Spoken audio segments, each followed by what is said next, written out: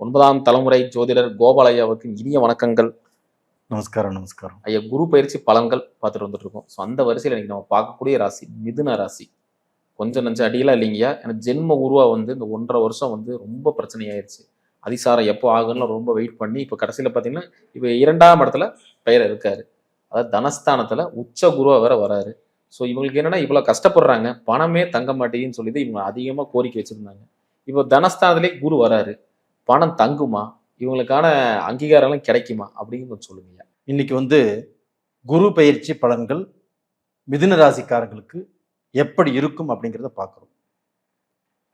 இந்த குரு பகவான் அப்படின்னாவே 9 ராசிகள், 9 நவகிரகங்கள், 9 நவகிரகங்களிலும் முதன்மை இடத்தை பிடித்த முழு சுபகிரகம் குரு பகவான். குரு பகவான் ஒருவரால் மட்டும்தான் துக்கத்தில் இருக்கும் ஒருத்தரை மகிழ்ச்சிக்கு கொண்டு வரக்கூடிய ஒரு சக்தி இருக்குது அப்படின்னா அது குரு பகவானால தான் முடியும். அவ்வளவு வலிமை வாய்ந்தவர், முழு சுபகிரகம். அப்போ இந்த குரு பகவானுடைய அனுகிரகம் ஒருத்தருக்கு இருந்தால் மட்டும்தான் அவங்களுடைய வாழ்க்கையில அவங்க வந்து பாத்தீங்கன்னா சந்தோஷமாக பொருள் சம்பாரிச்சு நான் திருப்தி ஆயிட்டேன், பொண்ணும் பொருளும் எல்லாமே சம்பாதிச்சு நான் திருப்தி ஆயிட்டேன் அப்படின்னு ஒருத்தர் சொல்றாருன்னா இந்த குருவுடைய அருள் மட்டும்தான். இந்த குருவுடைய அருள் இல்லைன்னா ஒரு அருளும் இல்லை. இது வந்து நம்முடைய முன்னோர்கள் பெரியவர்கள் காலங்காலமாக சொல்லி கொண்டிருக்கக்கூடிய ஒரு உண்மை. அப்போ இந்த குருவுடைய அருள் இருந்தால் மட்டும்தான் ஒருத்தர் வந்து பார்த்தீங்கன்னா ஒரு தலைமை பொறுப்பில் இருக்கிறாங்க, ஒரு கோயிலில் தேவஸ்தானத்தில் அந்த கோயில் நிர்வாகம் பார்த்துட்டு இருக்கிறாங்க, ஒரு வந்து பார்த்தீங்கன்னா பெரிய பொறுப்பில் இருக்கிறாங்க.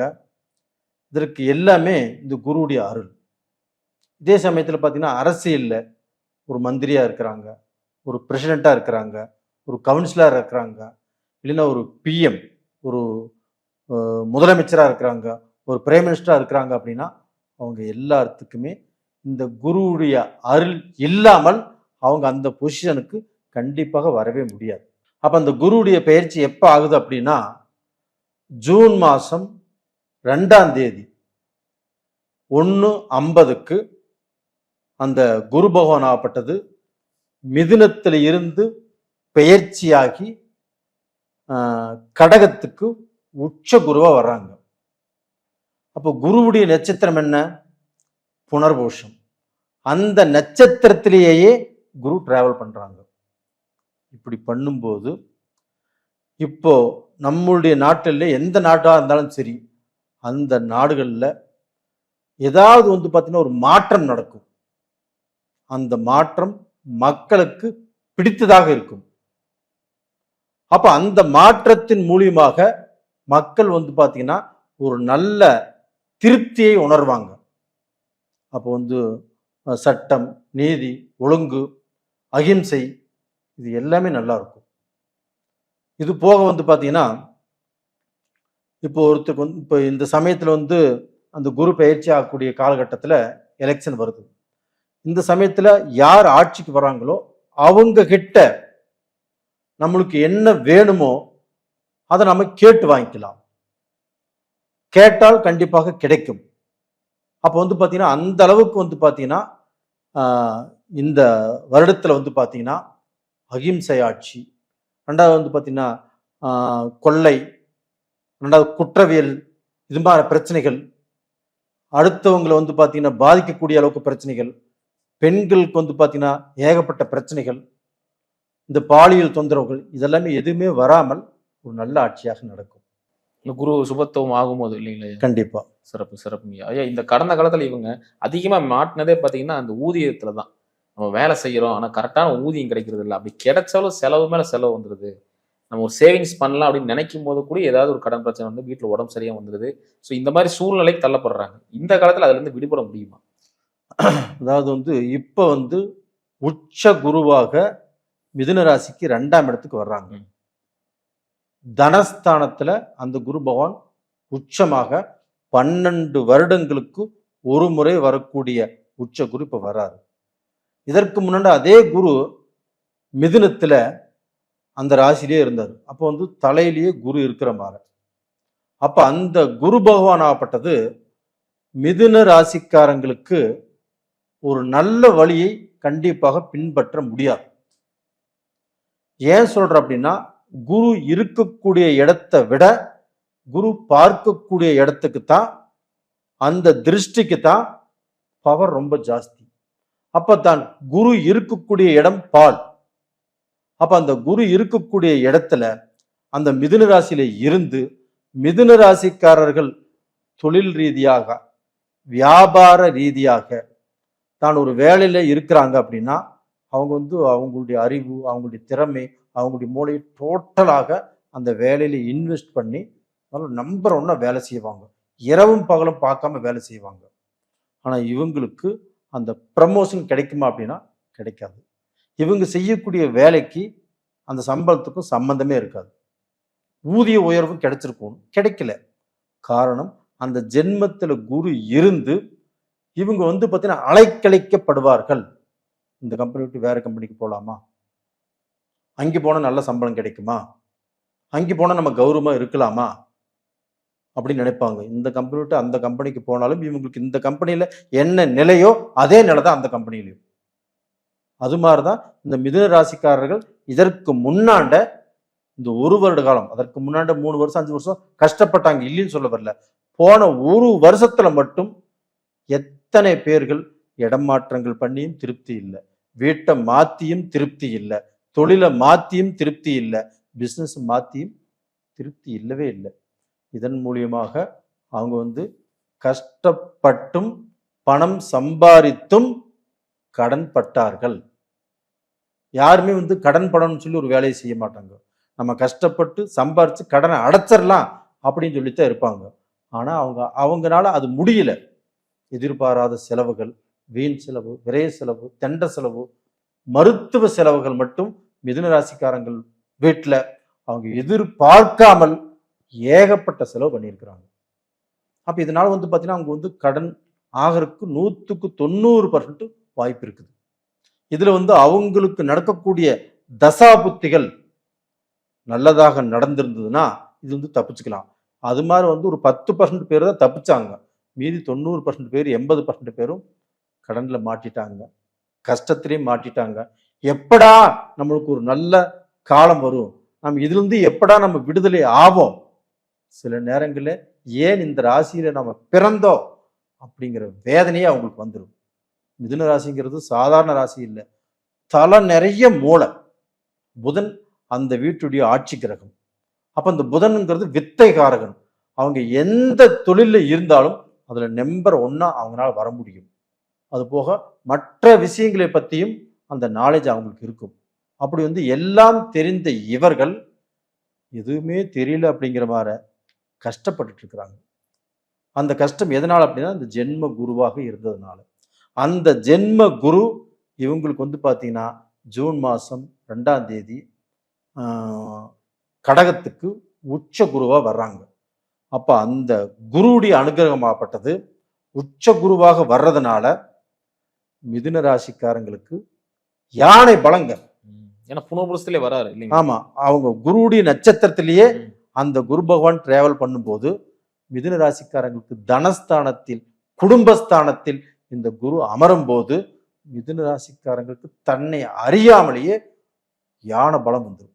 அப்ப இந்த யானை பலம் அப்படிங்கும் போது அவங்களுடைய அறிவு, அவங்களுடைய திறமை, அவங்களுடைய முயற்சி, இது எல்லாமே நம்பர் 1 இடத்தில் இருக்க வேண்டியவர்கள் தான் மிதுன ராசிக்காரங்க. அப்படிப்பட்டவங்க இன்னைக்கு லாஸ்ட்ல போயிட்டாங்க. எங்கெங்கயும் தரத்துல போறவனால இவங்களுக்கு கேள்வி கேட்கக்கூடிய சூழ்நிலை உருவாகி போச்சு. ஒரு இடத்துல அஃபீஸில வேலை செஞ்சா கூட இவங்களுக்கு மேல இருக்கக்கூடிய மேனேஜரோ அந்த வந்து தலைமை அதிகாரியோ இவங்களை பாராட்டுறது இல்லை. அப்ப இன்னைக்கு எல்லாமே இவங்களுக்கு கிடைக்கும். தலைமை அதிகாரினால பாராட்டப்படுவார்கள், இவங்களுக்கு ப்ரமோஷன் கிடைக்கும், இன்டர்வியூ அட்டன் பண்ணா வேலை கிடைக்கும். ஒரு பிஸ்னஸ் பண்றாங்களா அதுல வந்து பாத்தீங்கன்னா அடுத்த லெவலுக்கே வந்துருவாங்க. இப்போ இவங்களுக்கு வேலையாட்கள் சரியா அமையலையா, கண்டிப்பா நிறைய பேர் வேலையாட்கள் வருவாங்க, அமைவாங்க, நல்ல பொசிஷனுக்கு வந்துடுவாங்க. அந்த அளவுக்கு குரு பகவான் உச்சம். அது போக அந்த குரு பகவானுடைய பார்வை ரொம்ப அருமை. அப்போ வந்து பார்த்தீங்கன்னா இப்போ வந்து மகரத்தை பார்க்குதுங்களா, 8ஆம் இடத்தை அந்த குரு பகவான் பார்க்குறாரு. அந்த 8ஆம் இடம் என்பது என்ன? கடன், அவமானம், ஆயுள் ஸ்தானம். ஆயுள் ஸ்தானம், மரண வேதனை, ஊருட்டு எங்கேயாவது போய் ஒளிஞ்சுக்கலாமா அப்படிங்கிற அளவுக்கெல்லாம் பிரச்சனை உங்களுக்கு வந்துடும். ஆனால் இது உச்ச குருவாக இருந்து அந்த 8ஆம் இடத்தை பார்க்கும்போது இது எல்லா விஷயத்திலிருந்தும் அவங்களுக்கு ரிலீஃப் கிடைக்கும். ஒரு பயத்திலிருந்து வெளியே வரலாம். கண்டிப்பா இப்ப இந்த சமயத்தை அந்த பயத்தை போக்கிடும் குரு பகவானுடைய அந்த திருஷ்டி, அந்த பார்வை. அப்ப அந்த பயத்தை போக்கி தைரியத்தை கொடுத்து இவங்களுக்குள்ள தன்னம்பிக்கையை கொடுத்து, நான் கடனை கட்டிடுவேன், நான் வேலை செய்யறேன், நான் பிசினஸ் பண்றேன், இந்த டைம் ஆகப்பட்டது என்னால் முடியும் அப்படின்னு வந்து பாத்தீங்கன்னா அந்த பாசிட்டிவ் திங்கிங் வரும். இதற்கு முன்னாண்ட இவங்களை சுத்தி இருந்தது எல்லாமே நெகட்டிவ் வைப்ரேஷன் தான். எதுவுமே நம்மளால முடியாது, நம்மளால சம்பாதிக்க முடியாது, நம்ம வேலைக்கு போய் வேலை கிடைக்காது, இப்படிங்கிற அந்த நெகட்டிவ் வைப்ரேஷன் தான் அவங்க நிறைய இருந்துச்சு. இப்போ அந்த நெகட்டிவ் வைப்ரேஷன் அவங்களை விட்டு அப்படியே கொஞ்சம் கொஞ்சமாக விலகும், பிரியும். அப்போ அந்த பாசிட்டிவ் எனர்ஜி, அந்த பாசிட்டிவ் வைப்ரேஷன் வந்து இவங்களுடைய அறிவு, இவங்களுடைய திறமை, இவங்களுடைய முயற்சி, இது எல்லாத்துமே அவங்க கம்பெனிக்கு தெரியும், அந்த ஊருக்கு தெரியும், அந்த டிஸ்ட்ரிக்டுக்கு தெரியும். அப்போ இவங்க வந்து பார்த்தீங்கன்னா பெரிய லெவலுக்கு வரக்கூடிய வாய்ப்புகள் இருக்குது. அதே சமயத்தில் அரசியல்லையும் ஒரு நல்ல லெவலுக்கு வருவாங்க. அது போக இவங்க வந்து ஒரு ஜட்ஜாக வரக்கு வாய்ப்புகள் இருக்குது, ஒரு நீதிபதிகளாக வரக்கூடிய அளவுக்கு வாய்ப்புகள் இருக்குது. அது போக வந்து ஒரு கம்யூனிகேஷன் ஸ்கில் இவங்களுக்கு நிறைய இருக்குது. ஐடியில் நல்ல ஒரு பொசிஷனில் வரக்கூடிய அளவுக்கு வாய்ப்புகள் இருக்குது. அந்த எல்லா திறமைகளும் இப்போ அவங்களுக்கு கண்டிப்பாக கை கொடுக்கும். சிறப்பு ஐயா. அதே மாதிரி இந்த 6ஆம் இடத்துல 6ஆம் பார்வையை பார்க்கறதுனால இந்த மறைமுக எதிரிகள் அவங்க தொல்லை கம்மியாகுமா? அதே மாதிரி இந்த ஆரோக்கியம் எப்படிங்க இருக்கும்?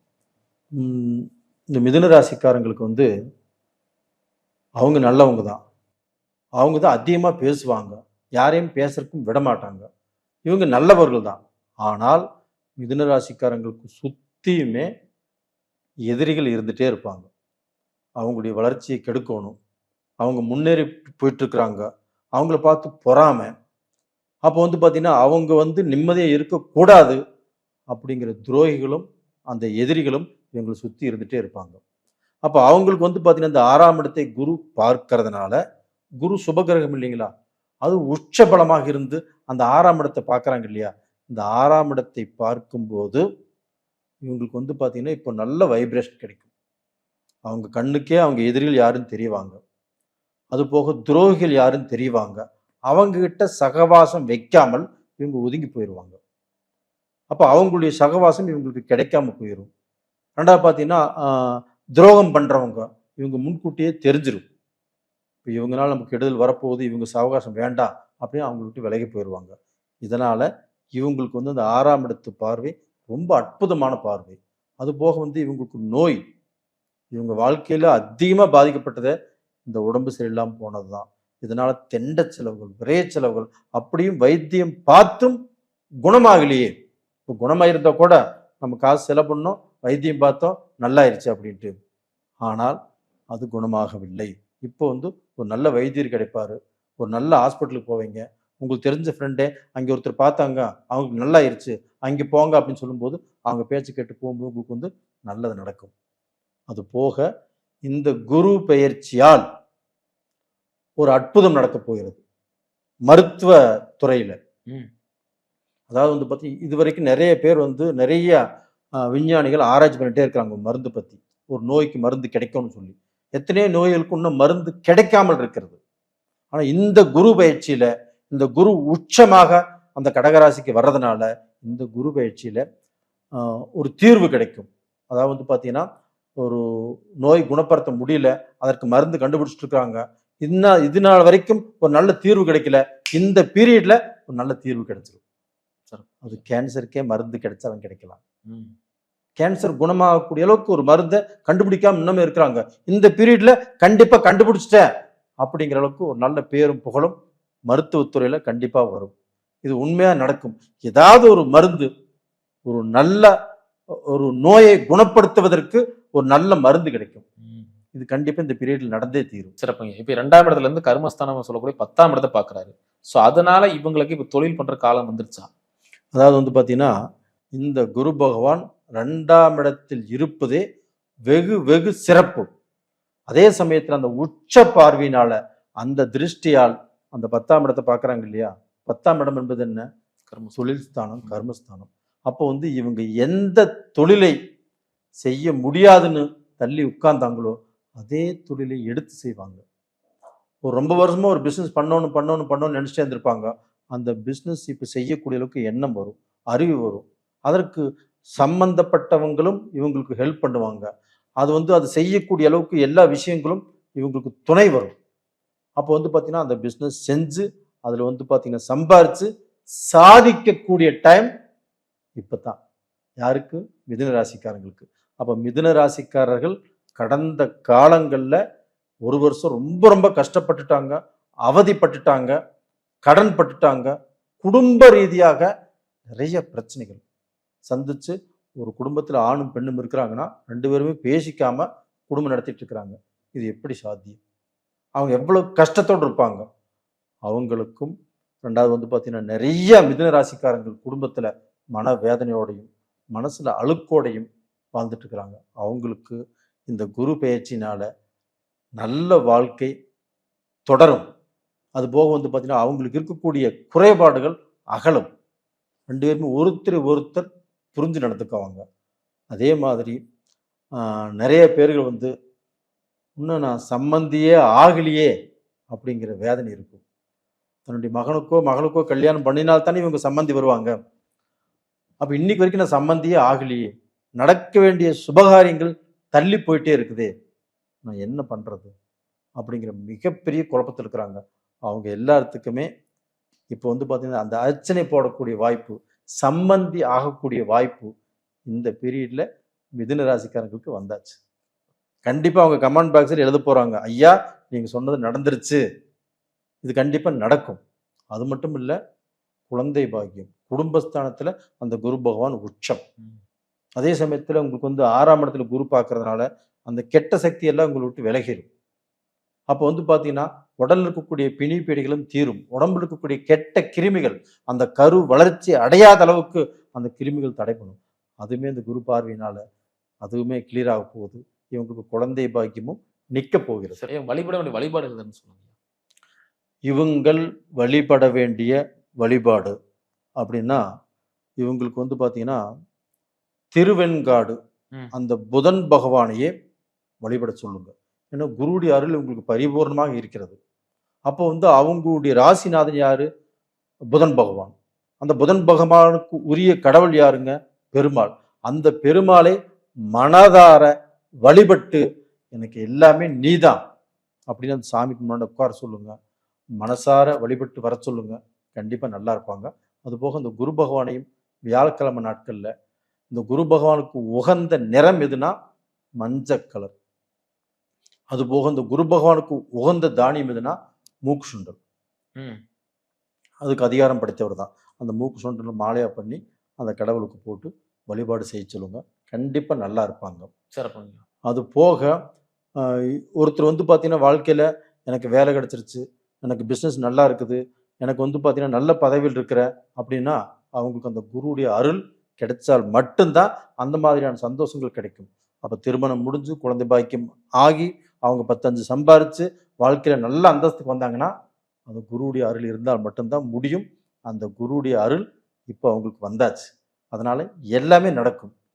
அது போக வாழ்க்கையில இந்த ஆன்மீக துறையில் இருக்கிறவங்க, அது போக வந்து பார்த்தீங்கன்னா ஒரு கோயில் கட்டுறவங்க, கும்பாபிஷேகம் பண்றவங்க, இன்னைக்கு வந்து பார்த்தீங்கன்னா ஒரு அறநிலையில் இருக்கிறவங்க, அவங்க எல்லாத்துக்குமே இந்த குரு பயிற்சி ரொம்ப சிறப்பா இருக்கும். சிறப்புங்க. ரொம்ப அற்புதமா சொன்னீங்க. மீண்டும் அடுத்த காணொளியில் அடுத்தடுத்த ராசிகளை பற்றி பார்க்கலாம். ரொம்ப நன்றிங்க மணிகண்டன். நன்றி.